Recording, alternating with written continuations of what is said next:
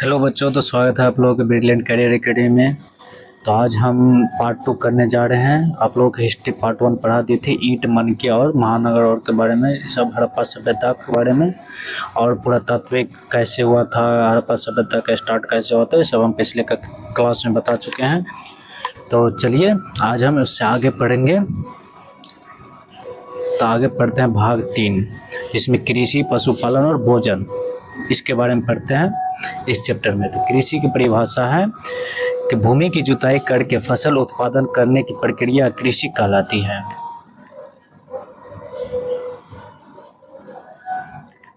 किसे कहेंगे कृषि की परिभाषा?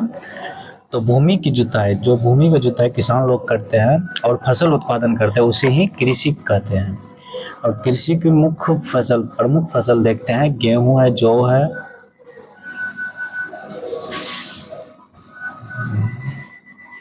गेहूं, जौ, चना, मटर, तिल, सरसों, बाजरा और चावल कुछ क्षेत्रों में मिलता था।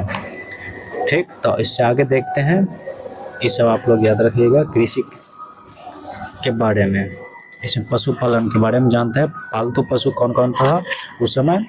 गाय था, बैल था, भैंस था, भेड़, बकरी, सुअर, ये सब पालतू जानवर था। देगा आप लोगों को। तो अन्य खाद्य स्रोत था मछली, पक्षी, जंगली पशु, ये सब खाने वाला पशु था, खाने वाला स्रोत। कृषि तकनीक, उस समय कृषि का तकनीक कैसा था? कृषि तकनीक वो देख लेते हैं। बैलों से हल चलाया जाता था। कालीबंगन में जुते हुए खेत के प्रमाण मिले हैं। कालीबंगा कहाँ पे है? राजस्थान। आप लोग याद रखिएगा, ऑब्जेक्टिव में पूछ देगा। कालीबंगा, कालीबंगा से हमको क्या मिला है? तक जुते हुए खेत के प्रमाण, काली चूड़िया, ये सब कालीबंगा से मिला है। एक साथ 2 फसल उगाई जाती थी। एक साथ कितने फसल? 2 फसल उगाई जाती थी। सिंचाई के बारे में देख लेते हैं। परिभाषा, फसलों को आवश्यक पानी उपलब्ध कराने की प्रक्रिया को सिंचाई कहते हैं। जो फसल था उसको आवश्यक पानी उपलब्ध कराने ही की प्रक्रिया को ही सिंचाई कहते हैं। सिंचाई के साधन था उस समय कुआं था, जलाशय, नहरें, ये सब उस समय था सिंचाई के साधन। धौलावीरा में जल संचय की उत्कृष्ट व्यवस्था थी। धौलावीरा, धौलावीरा में ना जल संचय की उत्कृष्ट व्यवस्था थी। देख रहे हैं आप लोग, ऐसे जल संचय की उत्कृष्ट व्यवस्था थी। आगे 4 नंबर देखते हैं।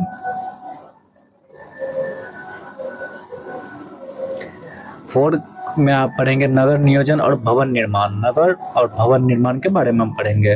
तो हड़प्पा सभ्यता की सबसे बड़ी विशेषता उसका सुनियोजित नगर था। सुनियोजित नगर था।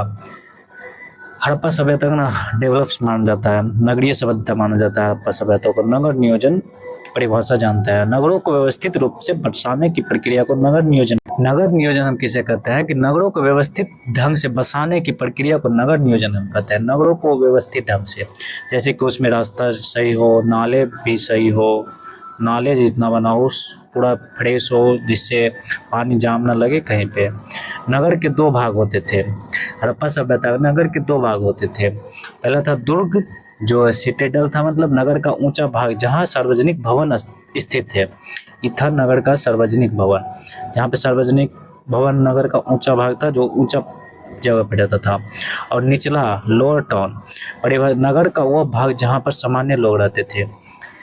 नगर का निचला भाग था जो वहाँ पे सामान्य लोग रहते हैं। हड़प्पा सभ्यता को 2 भागों में बांटा गया। वहाँ पे नगर नियोजन जो था 2 भागों में था।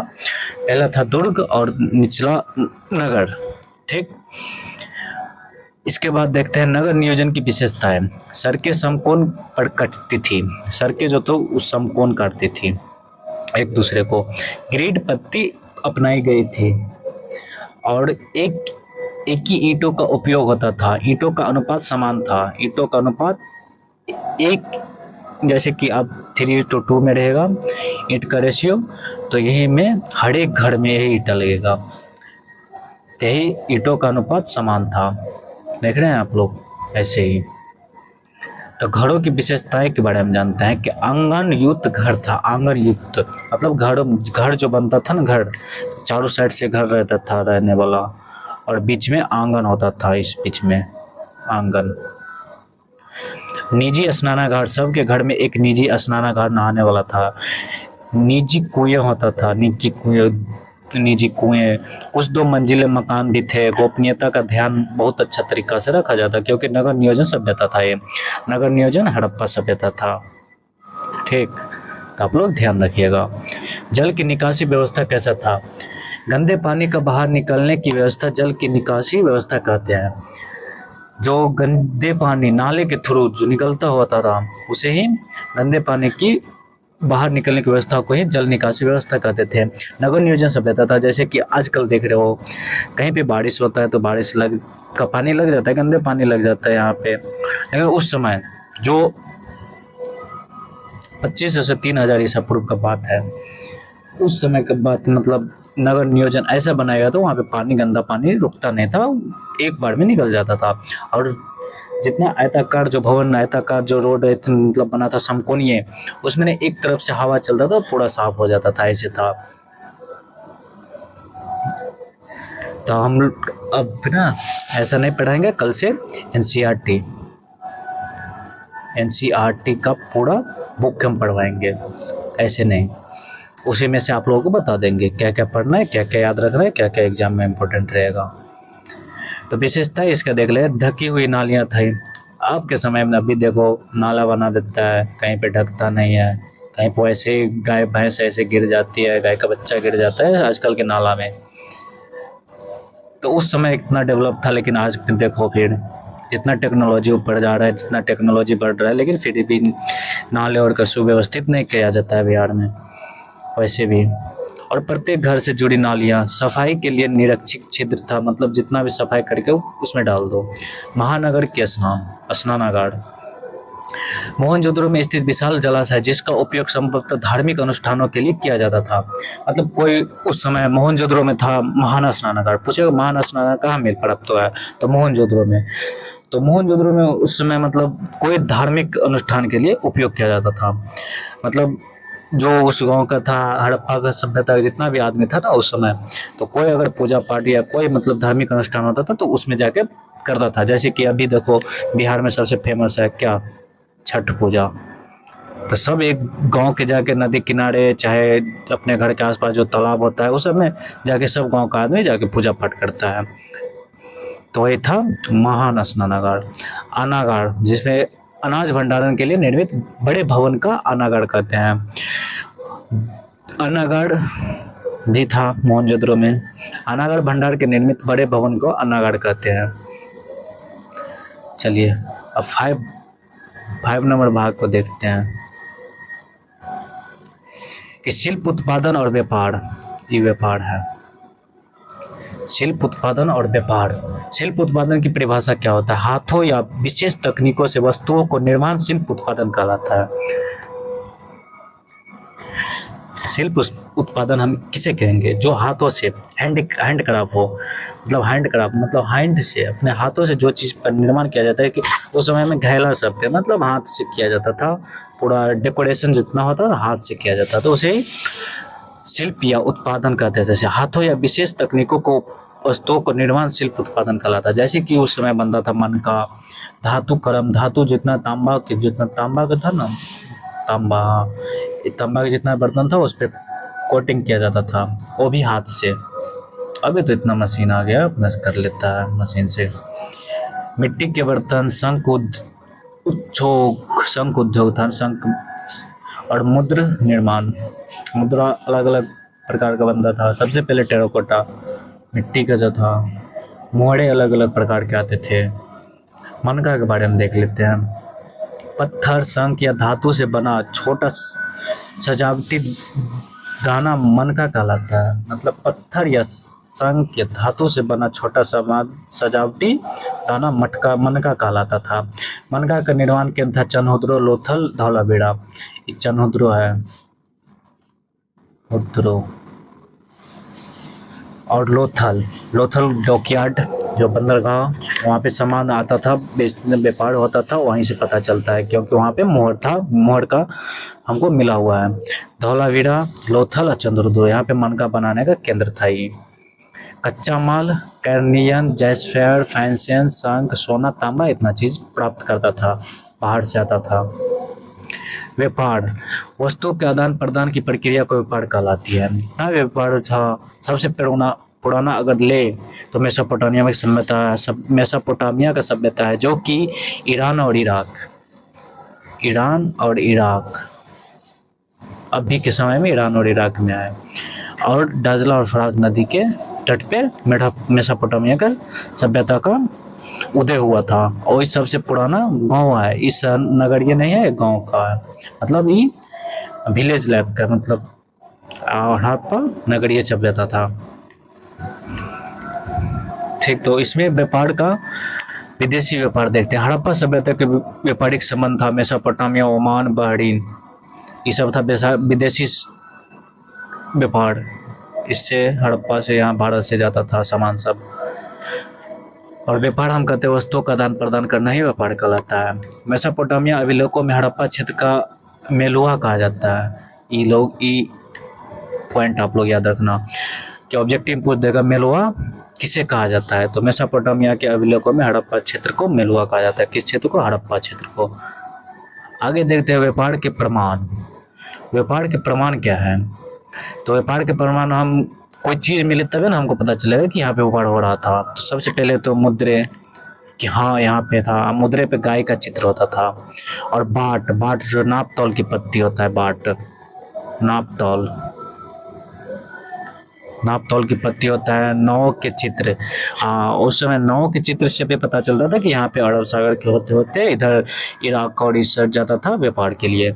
विदेशी स्थलों पर हड़प्पाई वस्तुएं, मतलब जितना भी विदेशी स्थल था जहाँ दो थल से व्यापार होता था, जितना भी भारत से व्यापार होता था इधर हड़प्पा सभ्यता से, तो यहाँ का तो सामान तो कुछ न कुछ जाएगा ही, वहाँ से प्राप्त होता था। तो इसको जांच किया जाता था तो पता चलता था कि ये हड़प्पा सभ्यता का ही, हड़प्पा का है।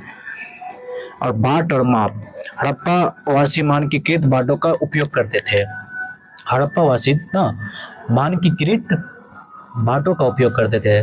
द्विआधारित प्रणाली और दशमलव प्रणाली से करता था। और आगे देखते हैं 6 नंबर, किधर गया? धर्म, समाज और लिपि। भाग 6 में देखते हैं धर्म, समाज और लिपि। आप लोग समझ गए ना शिल्प, उत्पादन और व्यापार के बारे में। शिल्प जो कोटिंग करता था, उत्पाद जो खुद से बनाता था, व्यापार जो एक आदान प्रदान एक देश से दूसरे देश होता था, यही। और धर्म और समाज और लिपि के बारे में देखते हैं। उस समय हड़प्पा सभ्यता में कैसा धर्म था, कैसा समाज था, कैसा लिपि था।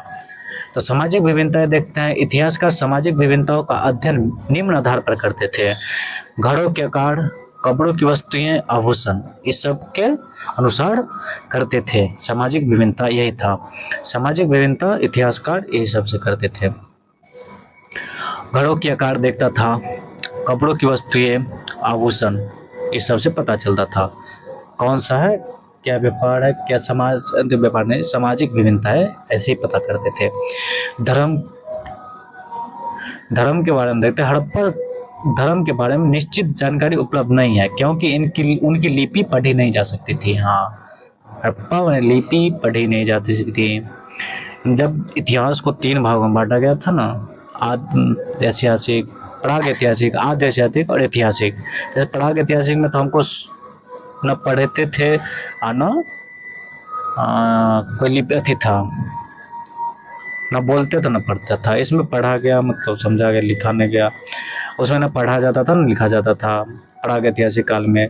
आद्य ऐतिहासिक काल में लिखा तो जाता था लेकिन पढ़ा नहीं जाता था। ऐतिहासिक काल में दोनों हो रहा था।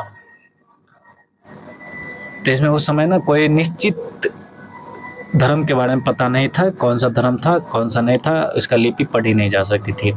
धार्मिक साक्ष्य हमको क्या क्या मिला था हड़प्पा से? मार्त देवी की मूर्तियाँ, पशुपति की मुहर, वृक्ष पूजा और पशु पूजा, इस सब का हमको वहाँ से मिला था। तो धार्मिक साक्ष्य यही है कि यहाँ के लोग ऐसा ऐसा चीज उपयोग करते थे। मार्त देवी की मूर्ति थी। प्रजनन और समृद्धि का प्रतीक देवी का मार्त देवी कहा जाता था। प्रजनन, इसके न शरीर से एक पेड़ निकलता था, वही है मार्त देवी की मूर्ति। पशुपति की मुहर, एक ऐसी मुहर जिसमें योग मुद्रा में बैठी आकृति पशुओं से घिरी दिखाई देती थी। जो योग मुद्रा में पशुपतिनाथ, इसका मुहर प्राप्त हुआ था, जो योग मुद्रा में बैठी आकृति पशुओं से घिरी हुई थी। ऐसे ही, ऐसे किधर चल गया? ऐसे। तो हड़प्पा की लिपि के बारे में आप जानते हैं कि हड़प्पा की लिपि कैसा था। हड़प्पा सभ्यता में प्रयुक्त अपठित लिपि को हड़प्पा लिपि कहते हैं। अपठित मतलब पढ़ा नहीं जा रहा था। लगभग 400 संकेत ऐसा था हड़प्पा का लिपि। संकेतित भाषा था इसका। दाएं से बाएं लिखी जाती थी। अपने लोग क्या करते हैं, अभी बाएं से दाएं लिखते हैं ना, जैसे कि इधर से हम स्टार्ट करते हैं नाव के चित्र, तो दाएं से बाएं उस समय ना ऐसे लिखता था, चित्र के नाव, या यहीं से नाव के चित्र ऐसे। अभी के समय तो ऐसे लिखते हैं, उस समय ऐसे लिखते थे। अभी तक पढ़ी नहीं जा सकी इस लिपि को ना, अभी तक पढ़ी नहीं जा सकी, सांकेतिक था। 7 नंबर देख लेते हैं। 7 प्रशासन और पतन। हड़प्पा सभ्यता का पतन कैसा हुआ, यहाँ का प्रशासन कैसा था, उसके बारे में पढ़ लेते हैं थोड़ा। हाँ, प्रशासन। हड़प्पा सभ्यता में किसी राजा या महल के स्पष्ट प्रमाण नहीं मिले हैं, फिर भी निम्नलिखित बातें संगठित प्रशासन की ओर संकेत करती है। मतलब हड़प्पा सभ्यता में न राजा का न महल, इसका कोई प्रमाण नहीं मिला है, और आगे फिर भी निम्नलिखित बातें संगठित प्रशासन की ओर संकेत करता है कि जैसे एक जैसी ईंटें, तो ये तो एक प्रशासन, ये क्या कोई आदमी हो ऐसा होगा कि बोले कि हड़प्पा सभ्यता नगरीय सभ्यता की तरह एक ही ईंट से एक ही बराबर सबका घर बने। समान नगर योजना, हर एक जगह का योजना एक हो, मानकीकृत बाट हो, अपने से बनाए हुआ 2 प्रणाली बताते हैं ना, 2 आधारित और दशमलव प्रणाली, ये याद रखना, पूछ देगा ऑब्जेक्टिव में आप लोगों को। विशाल सार्वजनिक भवन, इससे पता चलता है कि वहाँ पे कोई राजा या कुछ तो ऐसे राज करने वाला था कि ऐसा एडजस्टमेंट करके रखा हुआ था। फिर देखते हैं हड़प्पा सभ्यता का पतन। लगभग 1900 ईसा पूर्व के बाद हड़प्पा सभ्यता का पतन प्रारंभ हुआ था। उसके ना पतन का बहुत सारे कारण था, चाहे बाढ़, कितना बता रहे हैं कि कहीं से आक्रमण हुआ और पूरा खत्म कर दिया, ये सब बताया जा रहा था। उत्तर हड़प्पा संस्कृति। विकसित हड़प्पा सभ्यता के पतन के बाद विकसित संस्कृति को उत्तर हड़प्पा संस्कृति भी कहा जाता था। और पतन के संभावित कारण है जलवायु परिवर्तन, अत्यधिक वर्षा, नदियों का मार्ग बदलना। अगर हड़प्पा सिंधु नदी के किनारे जितना भी था, ये सब, बाढ़, वनों की कटाई, भूमि का अत्यधिक उपयोग, इस सब के कारण ना वन जितना भी बढ़ा, जनसंख्या बढ़ रहा था तो वनों की कटाई, क्लाइमेट चेंज हो गया, जलवायु परिवर्तन हो गया, इस सब कारण ना सबसे मेन इसमें बाढ़ बोला जाता है। बाढ़ से ना हड़प्पा सभ्यता पूरा दोहन हो गया। कुछ महत्वपूर्ण तत्व जान लेते हैं इसमें। पहली खोज हड़प्पा का हुआ था, महान स्नानगार मोहनजोदड़ो में है, बंदरगाह लोथल में, जल प्रबंधन प्रमाण प्रणाली धौलावीरा से हमको प्राप्त हुआ है।